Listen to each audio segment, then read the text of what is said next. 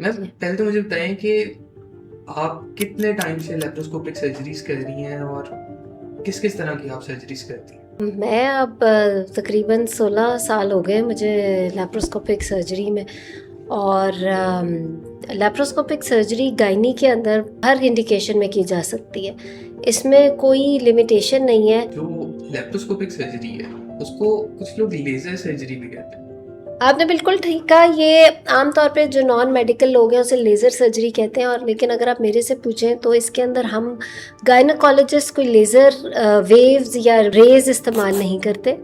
इसके अंदर अगर ज़्यादा से ज़्यादा अगर आप कोई रेज़ की भी बात करें तो इलेक्ट्रोसर्जिकल डिवाइसेस ज़रूर यूज़ होती हैं। बट जो प्रॉपर लेज़र थेरेपी होती है जो शायद कॉस्मेटिक सर्जरी में यूज़ होती है या स्किन वाले यूज़ करते हैं, इसके अंदर वो टेक्नोलॉजी यूज़ नहीं होती। इसको लेज़र इसलिए कहा जाता है क्योंकि इसमें पेट नहीं खुलता। अच्छा, और ओवेरियन सिस्ट के लिए सिर्फ सर्जरी ही लास्ट ऑप्शन होती है? नहीं, ओवेरियन सिस्ट बहुत तरह की होती हैं। सर्जरी बहुत कम सिस्ट की इंडिकेशंस में ज़रूरत होती है।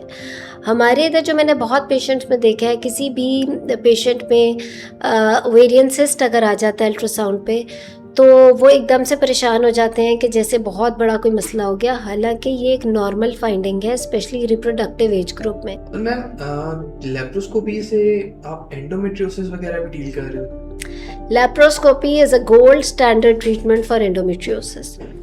एंडोमेट्रियोसिस बेसिकली एक बहुत तेज़ी से बढ़ता हुआ मसला है। It is like a never ending procedure. मुझे ऐसा लगता है एंडोमेट्रियोसिस एक ऐसा मसला है कि जो बहुत ही अनप्रिडिक्टेबल है और ये कभी ख़त्म ना होने वाला है, क्योंकि अनफॉर्चुनेटली एंडोमेट्रियोसिस मेनोपॉज तक एक लड़की की जान नहीं छोड़ता जिसके अंदर हो। इनफर्टिलिटी को डील करने में लेप्रोस्कोपी का क्या रोल है? कोई इनोवेशन लाई है लेप्रोस्कोपी? देखिए, मैंने जो एक्सपीरियंस किया लेप्रोस्कोपी को लेके, मुझे तो लगा कि हमारी किताबें या गाइडलाइंस तो जो कहती हैं सो कहती हैं, लेकिन इस लेप्रोस्कोपी ने पूरा सिनेरियो ही बदल दिया इनफर्टिलिटी का। अस्सलाम वालेकुम। आज के हमारे पॉडकास्ट सेशन में हमारे साथ डॉक्टर अकबर रहीम मौजूद, जो गायनेकोलॉजिस्ट लेप्रोस्कोपिक सर्जन है। इनसे आज पूछते हैं कि लोग इतनी सर्जरी से डरते क्यों और डिले करके मजीद कॉम्प्लिकेशंस फेस कर लेते हैं लेकिन टाइमली इलाज नहीं करवाते। अस्सलाम वालेकुम, कैसी हैं? वालेकुम सलाम, thank you for having me here. मैं बिल्कुल ठीक ठाक हूँ। मैम पहले तो मुझे बताएं कि आप कितने टाइम से लेप्रोस्कोपिक सर्जरीज कर रही हैं और किस किस तरह की आप सर्जरीज करती हैं? मैं अब तकरीबन 16 साल हो गए मुझे लैप्रोस्कोपिक सर्जरी में। और लैप्रोस्कोपिक सर्जरी गायनी के अंदर हर इंडिकेशन में की जा सकती है। इसमें कोई लिमिटेशन नहीं है, यानी बड़े मैस में भी, यूट्रस को रिमूवल में भी, फाइब्रॉइड्स में भी, यहाँ तक कि कैंसर में भी। गायनी के केसेस में मैश रखना हो जिसे यूट्रोवेजाइनल प्रोलैप्स कहते हैं, उसमें ओवेरियन मसाइल में, ओवेरियन सिस्ट में, यहाँ तक कि ड्यूरिंग प्रेगनेंसी अगर प्रॉब्लम हो जैसे कि ओवरीज में सिस्ट या ऐसे मसाइल, तो उसके अंदर भी लैप्रोस्कोपिक सर्जरी बड़ा ज़बरदस्त एक सोल्यूशन है। लेप्रोस्कोपी सर्जरी के अगर इतने बेनिफिट्स हैं तो लोग इससे डरते क्यों?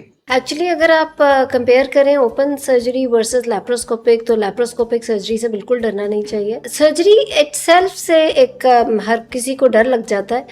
ज़ाहिरी बात है, नेचुरल सी बात है, ऑपरेशन थिएटर में जाना और फिर अंडर एनेस्थीसिया एक प्रोसीजर कराना, चाहे वो सर्जरी हो, मेजर हो या माइनर, डर लग जाता है। बट अगर आप मेरे से पूछें, लैप्रोस्कोपिक सर्जरी से बिल्कुल डरने की ज़रूरत नहीं है। ये बेशक बहुत एक नया तरीका भी है, एक एडवांस तरीका है सर्जरी का। ना इसके बाद पेन होती है, पेशेंट की रिकवरी बहुत जल्दी होती है, कोई ब्लड लॉस नहीं होता। और पोस्ट ऑप में जब आफ्टर सर्जरी पेशेंट शिफ्ट हो जाता है तो कई पेशेंट्स तो उठ के कहते हैं कि अभी शायद हमने शिफ्ट होना है फॉर द सर्जरी। मतलब उनको पता ही नहीं चलता कि सर्जरी हो चुकी हुई है। तो ये लेकिन शायद लोगों को अवेयरनेस नहीं है, इसलिए कंसिडरिंग कोई भी सर्जरी वो इससे भी डरते हैं। तो इससे बिल्कुल डरना नहीं चाहिए। और किसी चीज़ के इलाज में इस वजह से तो बिल्कुल डिले नहीं करना चाहिए कि शायद पता नहीं सर्जरी ज़्यादा मुश्किल या ज़्यादा तकलीफ दे होगी। आपके पास भी पेशेंट इस तरह के आते होंगे कि कोई मसला है, फाइब्रॉइड है या कोई इस तरह का मसला, तो आपसे आके सिर्फ यही बात करेंगे मैम कोई मेडिसिन से इलाज कर दें, सर्जरी रहने दें। उनको किस तरह समझाती? इसमें कोई शक नहीं कि सबसे पहले पेशेंट का यही मूड होता है कि वो ये कहते हैं कि आप कोई भी सर्जिकल ट्रीटमेंट हो और वो एकदम से कहते हैं कि इसका कोई मेडिकल ट्रीटमेंट है तो पहले वो दे दें। एक्चुअली कई चीज़ें गायनी में मेडिकल ट्रीटमेंट से ख़राब भी हो सकती हैं, तो इसलिए या गलत ट्रीटमेंट से, जैसे किसी को सिस्ट होती है और उसको एडवाइस दे दिया जाता है कि नीडल एस्पिरेशन करा लें जाके। गायनी के अंदर ओवेरियन सिस्ट में नीडल एस्पिरेशन सख्ती से मना है एक्चुअली, लेकिन अनफॉर्चुनेटली कुछ जगहों पे अल्ट्रासाउंड वाले, क्योंकि उनकी फील्ड नहीं है गायनी, वो है रेडियोलॉजिस्ट, तो उन्हें लगता है कि शायद एक सिस्ट बन गई और हम नीडल डाल के एस्पिरेट कर लेंगे तो वो उसकी ट्रीटमेंट होगी। लेकिन जितनी भी आप गाइडलाइंस और एविडेंस उठाकर देख लें तो ऐसा सख्ती से मना है, क्योंकि अगर किसी सिस्ट को आप एस्पिरेट करेंगे, एक तो वो डबल साइज़ की बन जाएगी फ़ौरन, दूसरा ये कि अगर वो इन्फेक्ट हो गई तो वो सिस्ट की जगह पस वाली सिस्ट बन जाती है। तो इसलिए बहुत सारी चीज़ क्वालिफाइड गायनोकोलॉजिस्ट के मशवरे के मुताबिक चलना चाहिए। जहाँ पर मेडिकल ट्रीटमेंट नहीं आती तो सर्जरी से डर के मेडिकल ट्रीटमेंट की तरफ जाना या सर्जरी को डिले करना मेडिसिन लेके, वो फिर गलत हो जाता है। बट अगेन बहुत सारी चीज़ें जो मेडिकली भी ट्रीट हो जाती हैं, तो ये मैं बात सिर्फ उन वजूहात के लिए या उन इंडिकेशंस के लिए कह रही हूँ जिसमें सर्जरी हर तरीके से वही हल है, जैसे कि फाइब्रॉइड है या कुछ काफ़ी बड़ी ओवेरियन सिस्ट है, या बहुत सारी जैसे एंडोमेट्रियोसिस के अंदर बहुत सारी चीज़ों में लैप्रोस्कोपिक सर्जरी जो है वो गोल्ड स्टैंडर्ड है और काफ़ी अच्छा हल है चीज़ों का। मैंने खुद एक डॉक्टर साहब गायनोकोलॉजिस्ट है, उनका एक प्रोसीजर मैंने देखा है, उन्होंने अपलोड किया हुआ था सोशल मीडिया पे, नीडल एस्पिरेशन, और वो क्लेम कर रही थी like it is one of the best solutions for your cyst. ये मुझे मालूम नहीं कि आप किस गायनोकोलॉजिस्ट की बात करें, लेकिन अगर वो क्वालिफाइड गायनोकोलॉजिस्ट है तो कई दफ़ा एग पिकअप या आईवीएफ वालों के लिए, जैसे मैंने आपसे कहा, डिफरेंट तरह की सिस्ट्स होती हैं, लेकिन अदर देन एग पिकअप अगर ओवरी में कोई भी सिस्ट है तो उसके अंदर प्रॉबली आपने कुछ और परसीव किया हो, लेकिन मैं आपको यहाँ विद एविडेंस बता रही हूँ कि सिस्ट एस्पिरेशन गायनी में सख्ती से मना है कि अगर सिस्ट हो गई है या तो आप उसको मॉनिटर कर लें, जैसे यंग गर्ल्स में सिस्ट बनती हैं 5 सेंटीमीटर से कम है तो वो बिल्कुल नॉर्मल फिजियोलॉजिकल सिस्ट होती हैं, क्योंकि हर महीने एग रिलीज़ होता है, उसमें कुछ करने की ज़रूरत नहीं होती। लेकिन अगर वो 7 सेंटीमीटर से बड़ी हो गई है तो उसके अंदर नीडल डाल के एस्पिरेट करना बिल्कुल इंडिकेटेड नहीं है। ओके, खतरनाक तो है। ख़तरनाक इन अ कि जो चीज़ इंडिकेटेड नहीं है तो कोई वजह नहीं है, क्योंकि अगर एक बहुत बड़ी सिस्ट है तो फॉर एग्जांपल उसका साइज़ बड़ा है तो एक तो सिस्ट वॉल रिमूव करके बायोप्सी और रिपोर्टिंग बहुत इंपॉर्टेंट होती है। दूसरा ये कि जब तक सिस्ट वॉल रिमूव नहीं होगी तो टेम्पररी तौर पे तो वो एस्पिरेट हो जाएगा फ्लूइड, लेकिन अगले ही महीने या 2-3 महीनों में वो दोबारा सिस्ट बन जाएगी। तो एक इंटरवेंशन खामखा करने की ज़रूरत ही नहीं है कि जब दोबारा वो सिस्ट बन जानी है। उसके अलावा इसी से मुझे एक पेशेंट याद आ गई। मेरे पास एक पेशेंट आई थी, शी वॉज़ अनमैरिड, सिर्फ आई थिंक 20 या 22 साल की वो लड़की थी, और उसके पेट में नीचे पेल्विस से लेके ऊपर रिब्स तक मैस था और वो पूरी की पूरा पस वाला मैस था। बहुत ही रिनाउंड रेडियोलॉजिस्ट हमारे सिटी के, क्वालिफाइड, 3 दफ़ा सिस्ट एस्पिरेशन कर चुके थे उस बच्ची की। उसकी सिंपल सिस्ट बनती थी कोई 10 सेंटीमीटर्स की या मे बी 7-8 सेंटीमीटर से बड़ी। वो उनके पास जाती थी, वो नीडल डाल के, पहले अक्टूबर के महीने में उसका सिस्ट एस्पिरेशन हुआ, उसके 2-3 महीने बाद वो दोबारा बन गया, दिसंबर के महीने में दोबारा सिस्ट एस्पिरेशन कर दी क्योंकि वो सिस्ट दोबारा बन गई थी, और फिर शायद मार्च के महीने में जब तीसरी सिस्ट एस्पिरेशन की तो उसके बाद उसे फीवर रहने लग गया और बहुत पेन। 1-2 महीने बाद जब दोबारा अल्ट्रासाउंड हुआ तो पता चला कि वो सारी की सारी सिस्ट जब दोबारा रिकर बार बार कर रही है वो पस बनाई जा रही है, क्योंकि बाहर से बेशक जितनी मर्जी स्टेरिलाइज्ड कंडीशंस में आप नीडल अंदर लेके जाओ, लेकिन एक प्रोसीजर जो रिकमेंडेड ही नहीं है उसकी ट्रीटमेंट के लिए, उस वक़्त के लिए तो हल हो जाएगा, लेकिन 2-3 महीने बाद उस पेशेंट से पूछें तो वो सिस्ट या तो दोबारा बनेगी या वो पस बन जाएगी।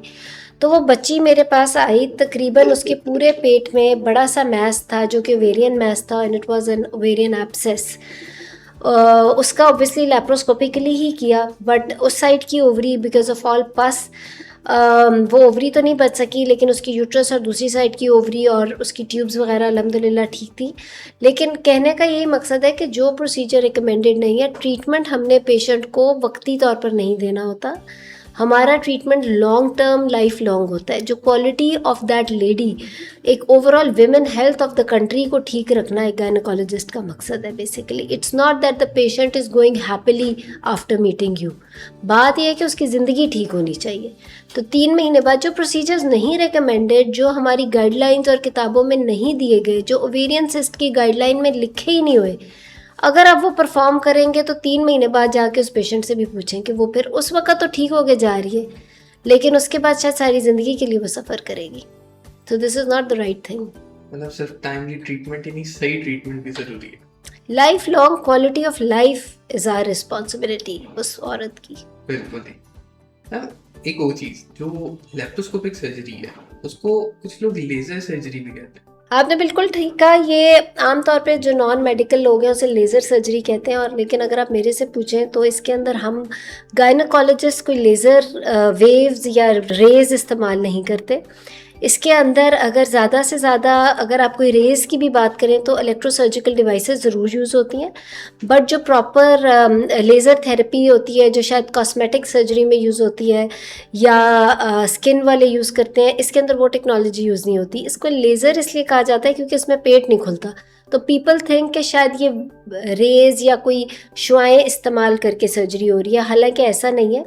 इसमें भी औजार ही अंदर जाते हैं, लेकिन बिल्कुल माइक्रोस्कोपिक लेवल के पे जाके सर्जरी होती है, और बहुत माइन्यूट और बहुत पतले औजार होते हैं जिससे ऐसा लगता है कि पेट खुला नहीं लेकिन सर्जरी हो गई।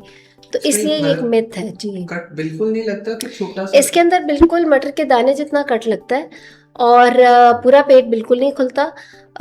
मटर के दाने को भी आप आधा कर लें तो उतना कट लगता है, और बाद में इस पर कोई टाँका भी कई दफ़ा अगर लगे भी तो वो खुद ही जज्ब हो जाता है, और पेट पे ऐसे निशान आता है जैसे एक फुल स्टॉप जितना निशान हो। सो इसलिए देखने में ऐसे लगता है कि शायद कुछ भी नहीं हुआ, लेकिन अंदर तो पूरा प्रोसीजर हुआ होता है। ओके। अच्छा, और ओवेरियन सिस्ट के लिए सिर्फ सर्जरी ही लास्ट ऑप्शन होती है? नहीं, ओवेरियन सिस्ट बहुत तरह की होती हैं। सर्जरी बहुत कम सिस्ट की इंडिकेशंस में ज़रूरत होती है।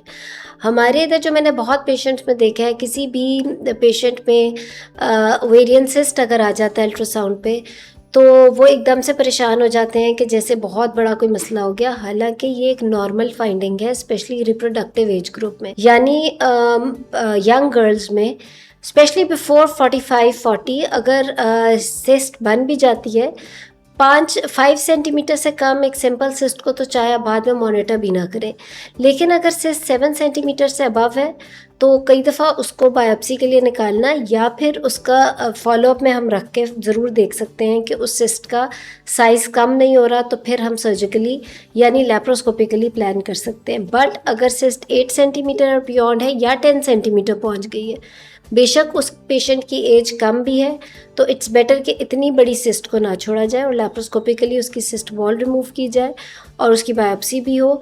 वरना यही सिस्ट अगर इतने बड़े साइज़ की हो जाएगी तो वो अपने ऊपर ही मुड़ के टॉर्जन कर देती है, और फिर उस यंग गर्ल की ओवरी की ब्लड सप्लाई अगर टॉर्जन से बंद हो जाए तो ओवरी को नुकसान हो सकता है। तो laparoscopic surgery is as good as putting in a needle inside and removing a cyst. इतना इस तरह का ही मैं तो कहूँगी कि इसमें सिस्टम है कि अगर बड़ी हो गई है सिस्ट तो डरने की बिल्कुल ज़रूरत नहीं है, और आप लैप्रोस्कोपिकली इसको रिमूव करा सकते हैं। ओके। और लेप्रोस्कोपी के बाद आपका रिकवरी टाइम कितना होगा? क्योंकि मोस्टली फीमेल्स वर्किंग फीमेल्स हैं, मेजर कंसर्न होता है कि हम लोग वापस अपने काम पर अपने घर वालों को कब टाइम दे सकेंगे। सही कह रहे हैं। इसके अंदर नॉर्मली तो शाम को ही पेशेंट डिस्चार्ज हो जाता है, चाहे वो काफ़ी मेजर सर्जरी भी हो, सेम डे शाम को पेशेंट बिल्कुल रेडी होता है घर जाने के लिए। हाउएवर समटाइम्स बहुत ज़्यादा जड़ा हुआ है अगर, तो फिर अगले दिन तक भी रखा जाता है पेशेंट को, या काफ़ी बड़ा मैस अगर रिमूव हुआ है, या यूट्रस का रिमूवल है जो कि काफ़ी बड़े साइज़ की थी, या कुछ antibiotic cover for some reason हमें ज़्यादा देने की ज़रूरत पड़ गई है पेशेंट में, तो उसको फिर हम एक एक्स्ट्रा डे के लिए रोक सकते हैं। और नॉर्मली 1 वीक का रेस्ट इज़ इनफ, लेकिन कई दफ़ा अगर बहुत मेजर सर्जरी हुई है, काफ़ी ज़्यादा एडिजियोलाइसिस यानी जड़ाव वगैरह का डिटेल्ड सर्जरी हुई है, तो 2 वीक्स के बाद बैक टू वर्कअप हो सकते हैं। मतलब मेजर के सिनेरियोज के अंदर सेम डे वापस चले जाते हैं, और 1 वीक में 90% में उसी दिन भी घर जा सकते हैं। ठीक है। और जिन फीमेल्स में फाइब्रॉइड्स का इशू होता है, तो ये समझा जाता है कि हर दफ़ा बच्चादानी निकाल जाएगी, ये ठीक है? ये बिल्कुल ठीक नहीं है, ये बहुत बड़ी मिथ है। फाइब्रॉइड्स एक्चुअली रिमूव ही उस केस में होते हैं कई दफ़ा जिसमें बच्चेदानी यानी यूट्रस को बचाना होता है, क्योंकि ये वो पेशेंट्स होते हैं जिन्होंने आगे कंसीव करना होता है। दीज आर यंग गर्ल्स जिनको सब फर्टिलिटी भी होती है और जिनके फाइब्रॉइड्स आए होते हैं और वो डरी होती हैं, क्योंकि डिफरेंट जगहों पे जाके या मे बी कहीं से सुन के उन्होंने इंटरनेट पे या कहीं भी सुना होता है कि क्योंकि डायरेक्ट यूट्रस के ऊपर सर्जरी है तो शायद यूट्रस ही निकल जाएगी या कुछ ऐसा है। हालांकि ऐसा बिल्कुल नहीं होता। आई थिंक यूट्रस का रिमूवल जो है वो लेस देन 0.1% है फाइब्रॉइड के केस में, which is very very less. शायद हज़ारों भी सर्जरीज़ के बाद मैंने ज़िंदगी में आज तक एक भी ऐसी पेशेंट नहीं देखी, अल्लाह का शुक्र है, जिसमें यूट्रस निकालनी पड़ी हो फाइब्रॉइड की वजह से। लेकिन मैं ये नहीं कहूँगी कि 0% है कि जी यूट्रस बिल्कुल ना निकाल जाए, क्योंकि अगर किताबें कहती हैं या कोई स्टडीज़ कहती हैं कि फाइब्रॉइड की सर्जरी में यूट्रस भी निकालनी पड़ सकती है, तो 0.1% ही सही है, तो सही इंसिडेंस। लेकिन ये इतना कम इंसिडेंस है कि मैं कहूँगी कि आप यूँ समझ लें कि अगर आप सड़क पे जाते हैं तो हमें ये लगता है कि कुछ हो भी सकता है, लेकिन मंजिल तक हम पहुँच जाते हैं। तो इसका ये मतलब तो नहीं कि वो जो 0.1% चांस है कुछ होने का, उसकी वजह से हम सड़क पर जाना ही छोड़ दें। It is not like that. जब एक मसला है, उस चीज़ को रिमूव कराना है, तो उस डर को लेके आप ये तो नहीं कर सकते कि आप कराएं ना, जिसका चांस है ही नहीं एक्चुअली। और आपको भी पता है कि जब आप सड़क पर जाएंगे तो मंजिल पे पहुंच जाएंगे, तो इसीलिए तो हम निकलते हैं सड़क पे। तो फिर हम एक्सीडेंट के डर से करते ही करें ना, तो ये क्या फिर जिंदगी हुई। सिमिलरली यूट्रस के केस में यूट्रस बच जाती है फाइब्रॉइड में। इट्स अ वेरी, इवन कल को प्रेगनेंसीज होती हैं, नेचुरल प्रेगनेंसीज होती हैं, यूट्रस के ऊपर जो फाइब्रॉइड की सर्जरी है, इसमें मैं ये चीज़ ज़रूर ऐड करूँगी, क्योंकि मेरे पास ये बहुत पेशेंट्स आते हैं और उनकी सर्जरीज इतनी लेट हुई होती हैं क्योंकि वो इसी डर में कि शायद फिर प्रेगनेंसी नहीं होगी या यूट्रस निकल जाएगी, या यूट्रस बच भी गई तो अंदर पता नहीं कितना जड़ाव हो जाएगा, ट्यूबें बंद हो जाएंगी, आईवीएफ के अलावा कोई चांस नहीं रहेगा। तो मैं तो यही कहना चाहूँगी कि इसके अंदर स्पॉन्टेनियस प्रेगनेंसी होती है। आपकी सर्जिकल टेक्निक बहुत मैटर करती है। यूट्रस को बचाने के लिए ब्लड लॉस कम करने की बहुत टेक्निक्स होती हैं ड्यूरिंग सर्जरी। फिर अगर लैप्रोस्कोपिक सर्जरी हो तो फिर ट्यूबों की हैंडलिंग बिल्कुल भी नहीं होती, जिसकी वजह से ट्यूबें बचने का चांस और ज़्यादा हो जाता है। तो इसलिए इन चीज़ों को डिले नहीं करना चाहिए। इससे पहले कि एज ही निकल जाए प्रेग्नेंट होने की, तो इट्स बेटर कि टाइमली डिसीजन लिया जाए और आगे बढ़ा जाए ट्रीटमेंट में। मतलब बेहतर है पहले रोड पे निकलें। जी बिल्कुल, चलना तो शुरू करें, बिल्कुल।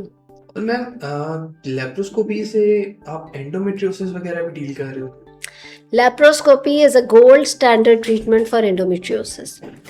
एंडोमेट्रियोसिस बेसिकली एक बहुत तेज़ी से बढ़ता हुआ मसला है। It is like a never ending procedure. मुझे ऐसा लगता है एंडोमेट्रियोसिस एक ऐसा मसला है कि जो बहुत ही अनप्रेडिक्टेबल है और ये कभी ख़त्म ना होने वाला है, क्योंकि अनफॉर्चुनेटली एंडोमेट्रियोसिस मेनोपॉज तक एक लड़की की जान नहीं छोड़ता जिसके अंदर हो। इसलिए इसके अंदर सर्जरी का डिसीजन लेना एक बहुत अहम डिसीजन है, क्योंकि वो लड़की कितनी दफ़ा ज़िंदगी में सर्जरी कराएगी। मैंने आपसे कहा कि जान नहीं छोड़ता, यानी सर्जरी हो भी जाए तो इट कैन रिकर, क्योंकि ये हार्मोन्स रिलेटेड होता है। इसलिए सर्जरी का डिसीजन एक बड़ा इम्पॉर्टेंट और एक टाइमली और डिसीजन लेने की बात है। इट डिपेंड्स कि वो लड़की अगर तो फ़ौरन प्रेगनेंसी करना चाह रही है और उसकी एंडोमेट्रियोटिक सिस्ट बन गई हैं, तो इट्स बेटर कि हम एक दफ़ा लैप्रोस्कोपी करके उसकी endometriotic cyst as well as tubal patency देख लें, ताकि देखें कि उसकी फर्टिलिटी का स्टेटस क्या है। फॉर सम रीज़न अगर हमें ट्यूबल पेटेंसी पता है कि ठीक है, तो विद एंडोमेट्रियोटिक सिस्ट भी उसकी प्रेगनेंसी ट्राई की जा सकती है, क्योंकि वही बात है कि आज आप सर्जरी करें सिस्ट के पीछे तो वो फिर बनती जाए, फिर 4 साल बाद बन जाए, 5 साल बाद बन जाए, तो क्या मेनोपॉज तक वो सर्जरीज कराती रहेगी? It's not like that. So उसके अंदर अगर फर्टिलिटी स्टेटस पता नहीं है तो laparoscopically it's better to put in a camera disease eradication यानी डिजीज़ का रिमूवल बॉडी में से, साथ फर्टिलिटी प्रिजर्वेशन यानी कि ट्यूबल पेटेंसी को ठीक किया जाए और आगे पेशेंट को फर्टिलिटी के लिए ट्रीटमेंट स्टार्ट किया जाए आफ्टर द सर्जरी।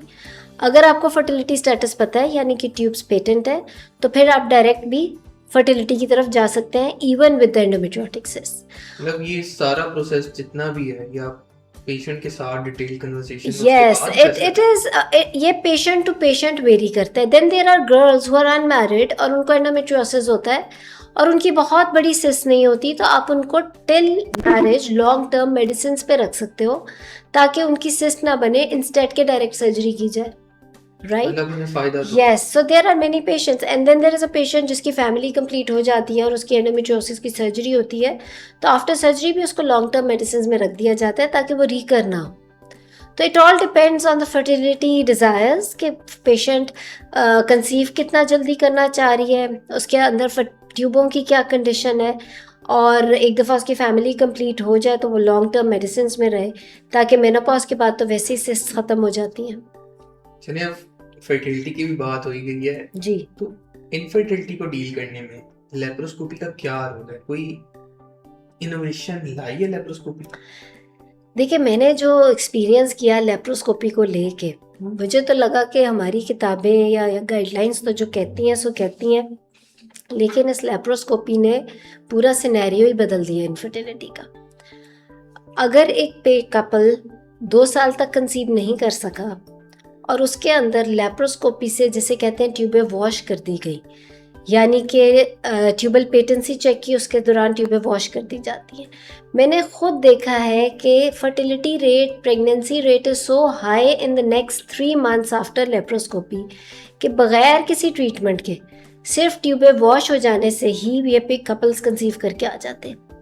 तो नो डाउट हमारी गाइडलाइंस, हमारी स्टडीज़ दुनिया भर की इस चीज़ को सपोर्ट करता है। वो कहते हैं कि ट्यूबल पेटेंसी और सिर्फ सिंपल लेप्रोस्कोपी ही करा लेने से अगले 3 महीनों में प्रेगनेंसी रेट बहुत बढ़ जाता है, more than 20% without any treatment. मतलब अगर कोई कपल है जो आईवीएफ के लिए ट्राई कर रहा है, so they can try this first.